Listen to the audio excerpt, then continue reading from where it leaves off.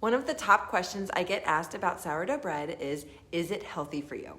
Bread has taken a lot of heat over the years, and when people are trying to improve their health, it is usually one of the first foods that people remove from their diet. But do you really need to? Let's talk about it. Hello everyone, and welcome back to my channel. Today we are going to be discussing sourdough bread and whether or not it's healthy for you. My name is Marissa. For those of you who are new here, I am a pharmacist and health coach, and I am super passionate about food, cooking, healthy living, and helping others learn how to improve their health. At the beginning of this year, I really got into sourdough and making sourdough bread. My main motivation for wanting to do this is because I got tired of having to settle for the bread that's available at my grocery stores. Whether it is located in the bakery or in one of the aisles, I just found that it was really hard to find a loaf of bread that tasted fresh and delicious and only contained a simple ingredient list. Many of them contain a lengthy list of flours depleted of their natural nutrients and then enriched, excess wheat gluten, highly processed sugars, preservatives, vegetable seed oils, and maybe even soy. Plus, bread has gotten expensive. I mean, what hasn't these days? And I just felt like I didn't want to pay a lot of money for bread that contained ingredients that I don't really want. So I finally decided to start baking bread at home, and after doing some research, I decided to get into sourdough. I'm going to share what I have learned about it and why I decided to get into sourdough instead of just baking with baker's yeast, which is the yeast that you can get at your grocery store in the little packets.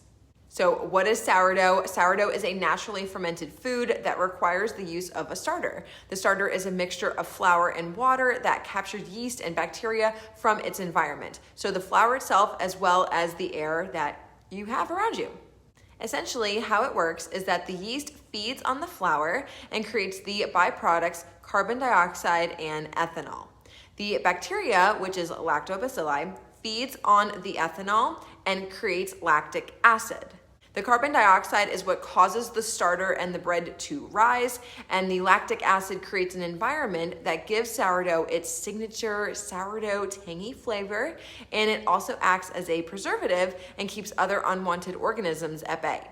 For recipes, you're either using only sourdough starter or you're using a little bit of your starter with more flour, mixing those two together, and then you allow this to ferment or long ferment for several hours prior to baking. This fermentation process is very important because it helps to boost the nutrition of the final product, and it also makes it easier to digest.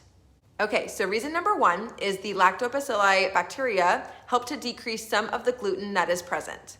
Gluten is a protein, and it is found in wheat, barley, and rye. It is responsible for the elasticity, structure, and chewiness of dough and baked goods. It is also something that many people have a hard time digesting. The longer the fermentation time, the more gluten is broken down and the less that it is present in the finished bread product. Reason number two is that the fructan content of bread and baked goods is reduced. Fructans are a type of carbohydrate molecules found in wheat and in a variety of fruits and vegetables like bananas, artichokes, onions, and garlic. You may also see them in certain supplements that promote gut health. Now, to give a little nutrition background information on this, when we are looking at carbohydrates, we have simple carbohydrates and complex carbohydrates. So simple carbs are like glucose, fructose, and galactose. These are one carbohydrate molecule. And then we also have our complex carbs, which are these simple carbs that are bonded together and they form larger carbohydrate molecules. So now knowing that, there are two types of fructans. Fructooligosaccharides, which are carbohydrate molecules that are 2 to 9 units in length, all bonded together, and another one called inulin, which are carbohydrate molecules that are 10 units or greater in length, all bonded together. Fructans are classified as soluble fiber, and they are part of a class of sugars known as FODMAPs. Now, the issue here is that humans lack the enzymes necessary to break down the bonds that are in between those fructose molecules, those simple sugars that are all bonded together. We're having trouble breaking down those bonds, which means that this is staying as a large molecule, a complex carb, and we can't absorb it like that. In order for absorption to take place in our gut, carbs as well as fats and proteins all need to be in their simplest forms, so just that one molecule, in order for absorption of that molecule to take place. So it's going to remain in the gut instead of getting absorbed into the body, and it's going to continue to travel on down the gut into our colon. And once it gets there, it actually gets fed on by the bacteria that live within our colon.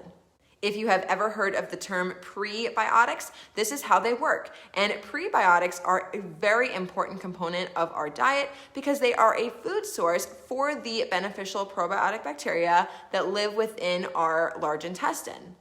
We want to have a healthy, diverse gut microbiota because they do so much for us. But unfortunately, when these gut bacteria feed on these fructans, they can create byproducts that can cause gas, bloating, pain, reflux, and altered bowel movements in some individuals. And some people are more affected by them than others. So what's really cool is that the fermentation process that sourdough undergoes helps to reduce fructan levels.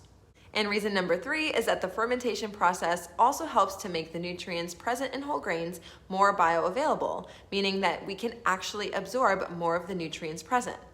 Now, there is something that is naturally present called phytic acid, which is classified as an anti-nutrient. It's found in grains like whole wheat, oats, and rice, along with black beans, peanuts, lentils, walnuts, and almonds. Phytic acid stores phosphorus for the wheat, but it also chelates, meaning like latches onto, minerals that are within our gut. And this can result in a reduced absorption of minerals like zinc, iron, magnesium, calcium, and manganese. It can also form complexes with amino acids and inhibit enzymatic digestive reactions, so our digestive enzymes. And this can affect digestion and absorption of all the macronutrients, which are carbs, fats, and protein. Because we need digestive enzymes in order to help break these food particles down into their simplest forms, just like I was talking about earlier, so that we can actually absorb these nutrients into our body. So this is a problem because we're not getting as many nutrients as we're expecting to get from these foods that we're eating. But when sourdough is fermented, levels of phytic acid are reduced, which is great because then our body is able to absorb more nutrients that are present. On a side note, there are multiple ways to help reduce how much phytic acid is present in our foods. For example, there's cooking, soaking overnight in water, sprouting, and pickling are some additional ways as well.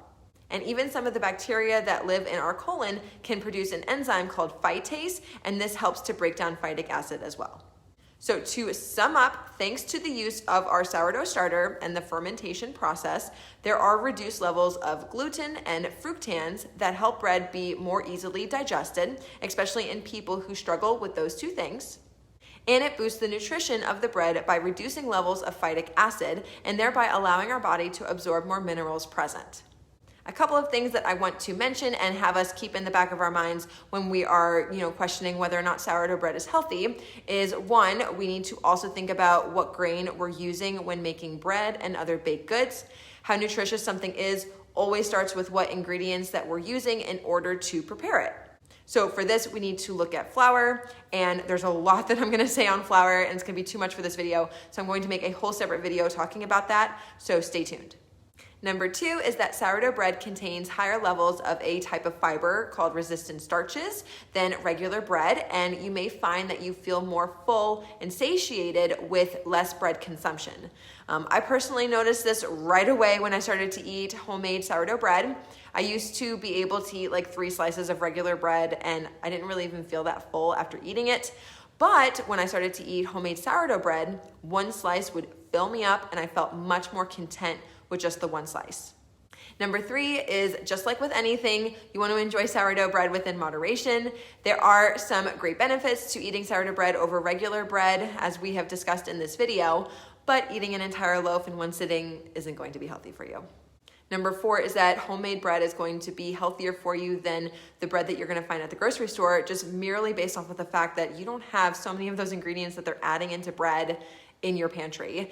And if you are making it at home, then you also have control over what ingredients you're using in order to prepare it. So instead of using a vegetable seed oil, you can use coconut oil or avocado oil or extra virgin olive oil. Instead of using sugar or high fructose corn syrup, you could use something like honey.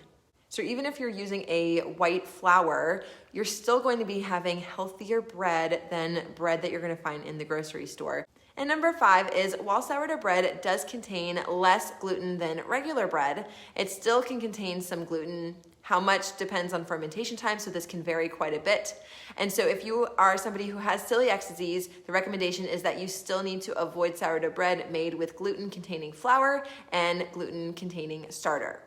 But for those who have a non-celiac gluten sensitivity, you may find that it is a lot easier for you to digest sourdough bread and other sourdough foods than non-sourdough ones. If you do have celiac disease, or you're just somebody who can't consume any gluten at all in your diet and you're feeling really sad right now, don't. I have seen recipes for how to make gluten-free sourdough starters and sourdough bread, so it is possible. When I did a quick Google search, lots of results came up, so I highly recommend doing that if you're very sensitive to gluten and you still want to eat some healthy, delicious sourdough bread. Plus, this is going to be way healthier and probably much tastier than gluten-free bread that you can find at the grocery store. So that is how sourdough helps to boost the nutrition and digestion of bread. If you are wanting to get started with sourdough and make a sourdough starter, I have a whole video series on my YouTube shorts on how to easily make one. I also listed it over on my website, on my blog on Sourdough 101 The Basics. And I also just made a sourdough for beginners video. So there's a lot of different ways for you guys to take a look at this, and I think you're gonna find them all very helpful. I've also linked my sourdough video playlist in the description box. I've been making lots of sourdough recipes lately, and you can have fun watching all of those. And they're not just a loaf of bread. But otherwise, that's all I have for today's video. Thank you guys so much for watching. Please subscribe if you haven't already. I am on a mission to help people enjoy cooking, have more fun cooking, and to improve their health. And I would absolutely love for you to join me in that. Follow me on Instagram at Simply Health with Marissa, and comment down below where you're at with sourdough. I'd love to hear your questions, your thoughts, maybe your favorite thing to make with a sourdough starter. And I'll see you guys in my next video. Stay well, my friends. Bye.